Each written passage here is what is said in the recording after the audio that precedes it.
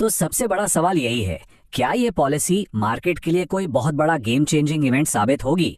सब लोग अपनी सांसें रोके बैठे हैं, लेकिन क्या वाकई इसकी कोई जरूरत है? देखिए, हमारे एनालिसिस के हिसाब से तो इसकी संभावना बहुत ही कम है। हमें लगता है कि ये पॉलिसी एक साइड शो बनकर रह जाएगी। हमारा मानना है कि इस बार कोई ऐसा बड़ा फैसला नहीं आने वाला जो बाजार को एकदम से हिलाकर रख दे। अब सवाल उठता है कि हम इतने भरोसे से ये बात कह क्यों रहे हैं? देखिए, इसका जवाब ना आरबीआई गवर्नर के पिछले कुछ फैसलों में ही छिपा है, जो पहले ही बाजार को बड़े बड़े सरप्राइज दे चुके हैं। आप देखिए, पिछली दो पॉलिसियों में गवर्नर साहब ने हमें दो बड़े और बिल्कुल अलग अलग तरह के सरप्राइज दिए हैं। एक तरफ उन्होंने एक सख्त कदम उठाकर रेड कार्ड दिखा दिया, और फिर अगली ही बार अचानक से ब्याज दरें बढ़ाने पर रोक लगाकर एक डविश पॉज दे दिया।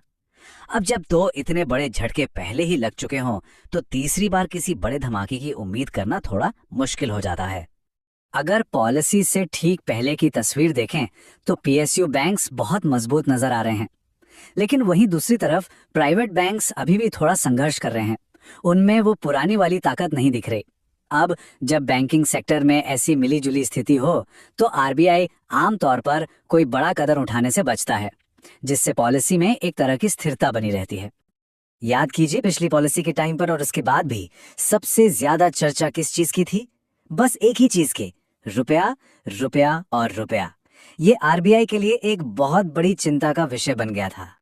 उस समय रुपया 92 के एक चिंताजनक लेवल के आसपास पहुंच गया था, जिससे बाजार में काफी घबराहट थी और आरबीआई पर भी दबाव लगातार बढ़ रहा था। लेकिन आप देखिए, पिछले कुछ दिनों में रुपये में थोड़ी स्थिरता वापस आई है। वो 92 वाला रुपया अब 90 पर आ गया है। इससे आरबीआई को भी थोड़ी राहत की सांस मिली होगी और एक बड़ा दबाव कम हुआ है। देखिए, बाजार में हमारे 23 साल के अनुभव ने हमें एक बहुत ही जरूरी सबक सिखाया है, खासकर जब बात आरबीआई की आती है। और वो सबक एक गोल्डन रूल जैसा है। कभी भी आरबीआई को सेकंड गेस करने की गलती मत कीजिए। उनका अगला कदम क्या होगा, इसका अंदाजा लगाना लगभग नामुमकिन होता है।